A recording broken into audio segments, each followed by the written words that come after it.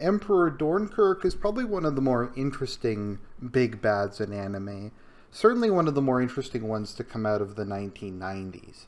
The 90s were often kind of a period where there wasn't a lot of subtlety, where things were just as crazy and over top as possible. But I think it's one of the reasons Escaflowne was so popular was because there was substantially more kind of nuance in the characters than was really to be expected, like I said, given the time period.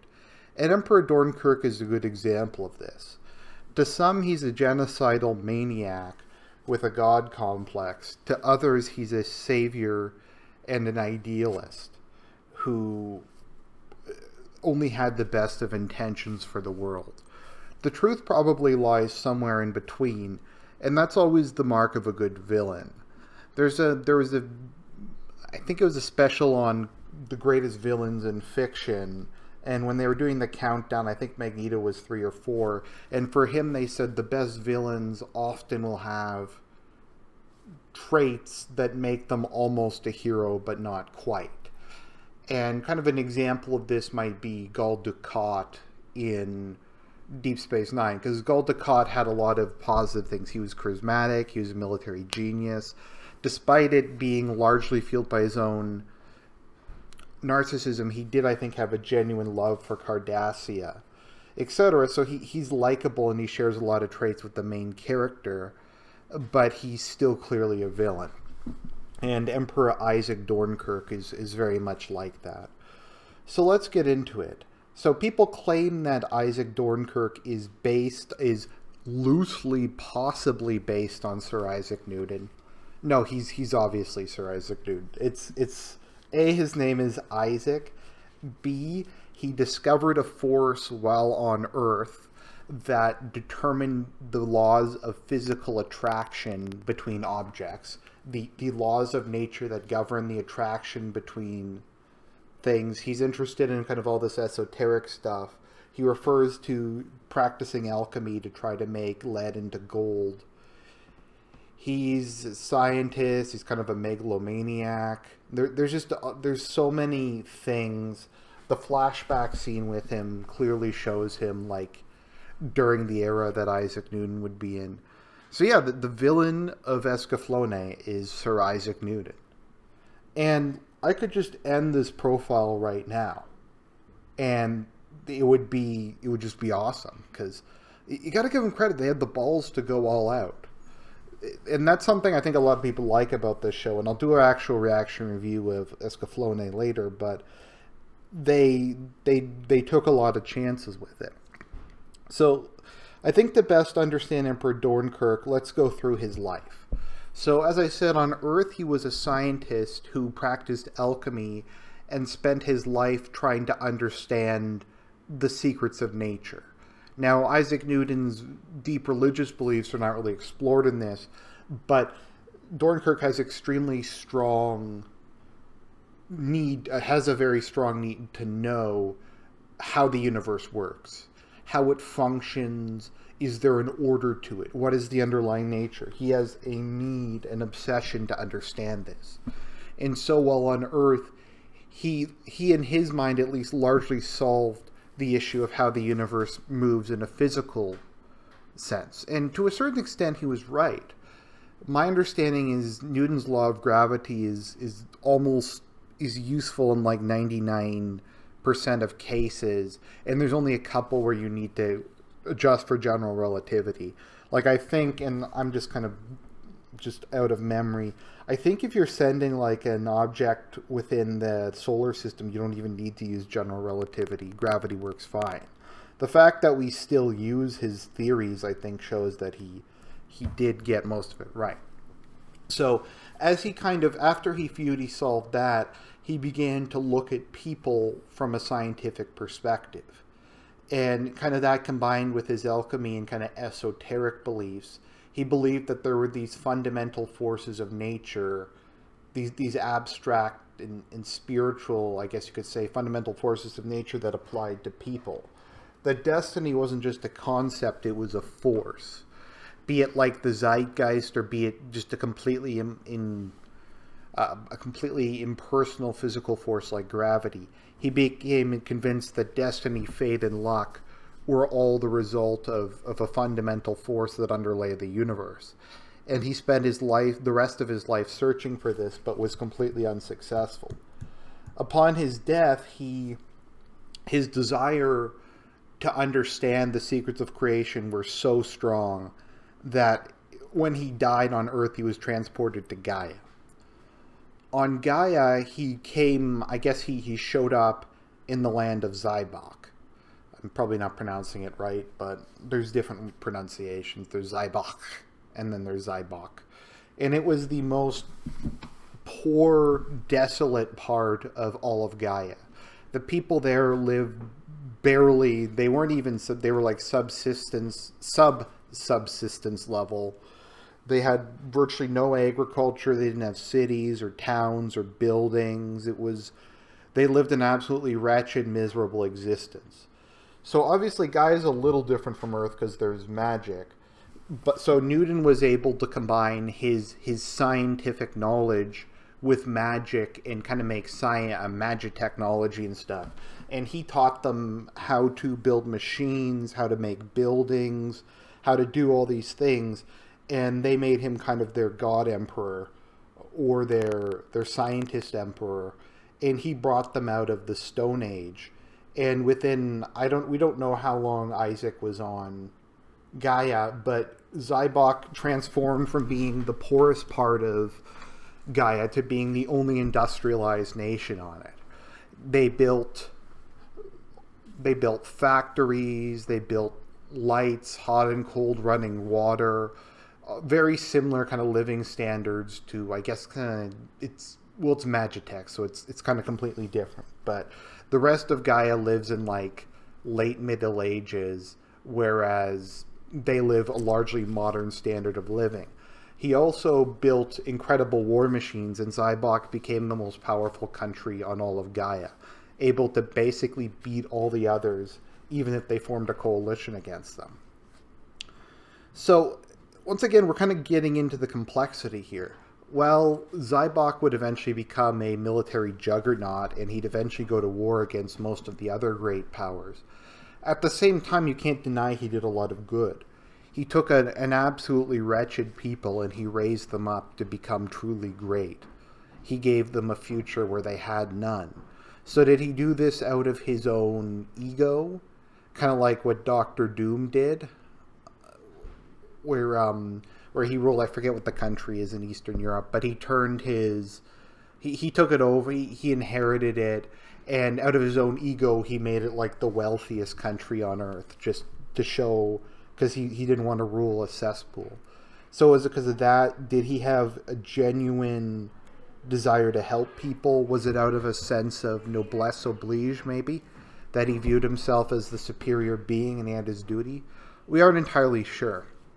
So while on Gaia, Isaac heard about the Atlantean machine. So this is just giving a bit more background into the world of Escaflowne. So the Atlanteans on Earth had developed a technology that turned thought into energy. And when thought was turned into energy, the energy could be reshaped and could be used to do anything. Initially, the Atlanteans used it to give themselves wings, but eventually they started to use it to make their dreams and wishes come true.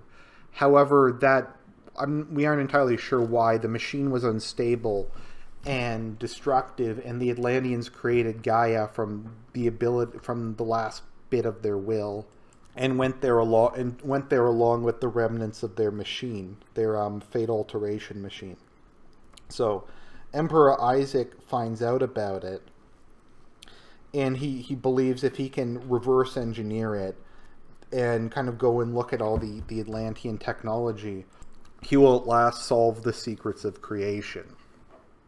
So over time, they kind of find more and more pieces of it, and Dornkirk develops his own experiments.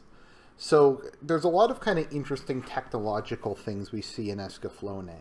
Like, one of the things he believes is he at one point thinks that luck is a genetic thing. It's in the blood. So what he winds up doing is there's like a program where they scan all over Zybok to find the people with the highest luck, and they use blood from them and they mix it together to make the blood of ultimate fortune.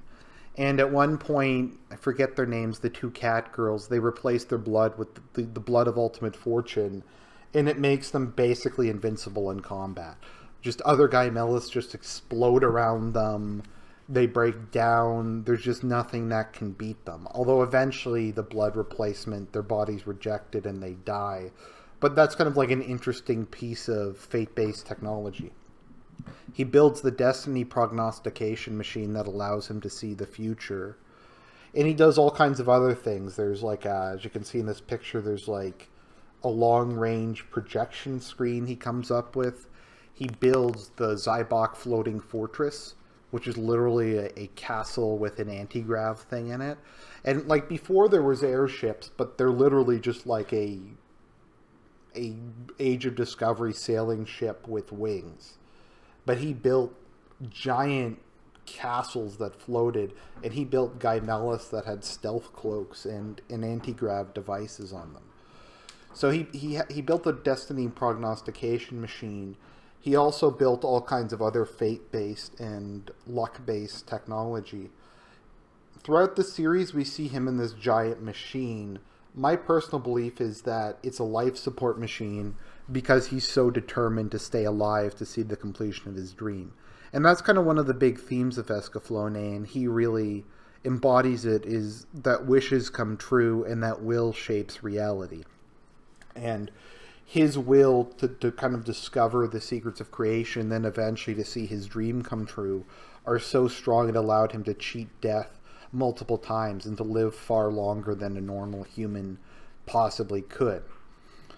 So his goal is to rebuild the Atlantean machine. So once rebuilt, it'll have the ability to change the thought of everyone on Earth, their thought into energy, and thus everyone will have their wishes granted. Everyone's wishes will be granted and they'll get whatever they want. And he, bizarrely enough, kind of has faith in humanity. He thinks once he does that and everybody's needs are fulfilled permanently, then there'll be no more war. That once everybody's satisfied, then there won't be any more squabbling over limited resources. Hate and everything will just kind of fade into the past, and you'll have a new world. And all of Zybok's actions are justified by this. Be it invading random countries, human experimentation, just using his own people like dirt. He views these things as all necessary sacrifices to ultimately change the nature of war. Because I think the way he sees it, because he's lived so long, is war is just part of... War always happens. There's always war, there's always famine, there's always disease, there's always hate. So what he's doing is nothing unusual in the course of history. But if, unlike other people who do similar things, he will end it and he'll create his utopia. And you can't really argue that that's not kind of a legitimate point, because there is always a tyrant, there is always a war, there is always evil, and if he truly believes he can put an end to it, there is a certain justification there. And to kind of prove the purity of his intentions, his machine does work in the end. He activates the Atlantean machine, and it converts everyone's thought into energy, and it makes everyone's dreams come true. The problem is that the reason it didn't work last time and the reason it didn't work this time is because people aren't very nice, to put it mildly. People are extremely flawed, and their desires are just as flawed and just as twisted as they are. So what everybody wishes for is more war. Is war, conquest, destroy their enemies. So immediately once the machine is activated, everybody just immediately starts using it to kill one another. And it seems that all of humanity on Gaia will just wipe each other out. And he takes a very kind of depressive, fatalistic approach to it. And he goes, once again I failed. I failed to change fate just as I failed to make gold using alchemy. Ultimately, though, it's interesting because his determination is so strong that near the end, Vulcan actually kills him, but his spirit stays to see the end of his machine. And ultimately, he kind of accepting his failures is what finally allows him to pass on to the afterlife. But as to how he takes his failure, it's kind of hard to say. Hitomi's and Vaughn's love seems to impact him in some way. And it's because it's Japanese, it shows him the power of love and the power of the heart. And while he accepts that he failed, and that love may very well be the salvation of humanity, he doesn't really view it as an answer. He views it as something that is fragile and can't last forever. And that it's just kind of it's a naive wish or a prayer, I guess, to use kind of Evangelion terms.